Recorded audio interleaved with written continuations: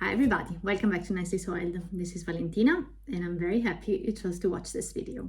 So guys, today we're going to be talking about Arum Italicum, and as the name suggests, it is a plant that belongs to the family of the Araceae, and Italicum tells you a bit about the origins. So not only Italy, of course, but also it is native to the Mediterranean areas of Europe, as well as North Africa, some countries of the Middle East, and as well as it has been naturalized in other countries such as the US and other areas of the world. But in any case, it needs to have some certain weather conditions in order to thrive and to have its life cycle respected. So guys, what do all these hairy areas have in common? They all have in common a cold winter, but not too cold, a moderately cold winter, and a hot summer. So these are the two things. And what happens is that during summer the plant goes dormant. So if the plant loses all the leaves entirely, it's absolutely normal. Give it time, give it a few months until autumn, when the soil becomes more moist and the weather is colder, because it's a winter plant. And it's definitely one of my most favorite winter plants, because look how beautiful. Some have more like brighter veins, others are more dark green, but they are all very, very beautiful. And I love the shape of the leaves because they are very particular, like an arrow. So I love it. And yes, so as I was telling you, it thrives in winter. It wakes up actually in winter when the weather is colder, when it starts to rain and the soil becomes moist. And then what happens is that in spring it blooms. Mine have never bloomed, but we'll get there for sure. I'll update you on Instagram. Here you can find my channel, and I'll obviously update you there because it would be a nice success. And yeah, so that's what happens. And then again in summer it goes dormant again, so it's a cycle. Regarding propagation, what is the best way to propagation? Well, there are two ways. They are equally good, but one is faster and the other one is a bit longer, but nice anyway. So the first one is to propagate it by rhizomes, and what I mean is that rhizomes are those kind of bulbs that produce the leaves of the arum, but not only. For example, alocasias are other very good types of plants that feature rhizomes. And yeah, they, although they may not have leaves, just like the alocasia, they do live and they are ready to sprout again when the weather is favorable. So yes, by dividing the rhizomes when they are born, then you can get new plants. Do not try to propagate it just by cutting a leaf and putting it in water. It will never ever root. I tried it, it will not work. But yes, I can tell you from experience that it will not work, but by division it works.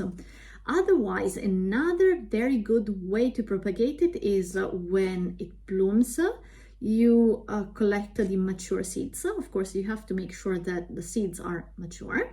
Otherwise, no, if it's too early, no.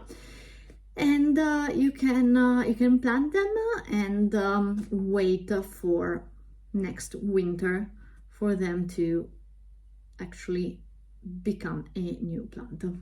So that will take several months, if not 1 or 2 years as well. 1 year, depending on depending on the conditions, depending on many things, but it can take up to 2 years. I did it with my cyclamens, and they actually started to be a bit more formed after 2 years. Now it's the 2nd year, so I guess these winter plants take a little bit longer to and plants with bulbs take a little bit longer to actually produce leaves. So yes. And another topic that I really want to highlight and emphasize is about toxicity. Toxicity, why is it so important? Because I hear constantly people complaining about their pets eating plants.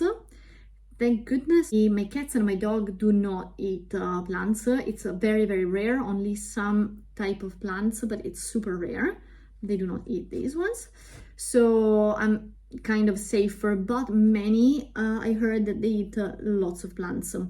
As well as kids, these plants are highly toxic to kids as well. So if you're worried that your kid or your pet will eat it, just give it away. If it's too late to give it away and you have already planted it in your garden, and they are considered infesting plants in some areas because they really can grow wildly. You need to work a bit on the removal of the rhizomes, and apparently it has not always been that easy. So if you're planning to get this plant, you should definitely make sure that if you have concerns, then plant them in a pot like this one, and not in the soil directly, provided that you don't have birds eating the fruits of the plant and then pooping around, so you're back to square one and you have to get rid of them again. So yep, this is it for today, since it's outside. Needless to say, you have to keep this plant outside. And needless to say, if you are in a tropical area where your weather will never be cold, just don't make the efforts of buying one of these plants and then to be left with rhizomes only forever. So yeah, they are beautiful if you have the quote-unquote luxury of having a weather that changes. Of course, I like constantly warmer weathers, but where I live we don't, so I can also keep this type of plant here. Well, I hope you found this video useful. You got some tips. If you found it useful, please give it a nice like. It really helps me a whole lot to get more visibility and to have my channel promoted and to be able to provide you with more content plant related. Of course, if you have questions, write them down in the comments below. I'll be very happy to answer all your questions. And yeah, if you haven't already subscribed to my channel, if you did, it would really help me a whole lot. Click also the bell buttons, so if you want to receive the notifications when I upload a new video, that's a great way to receive the updates of the channel. And nothing, guys, I hope you have a great day, and you will be back to this channel very soon. Bye!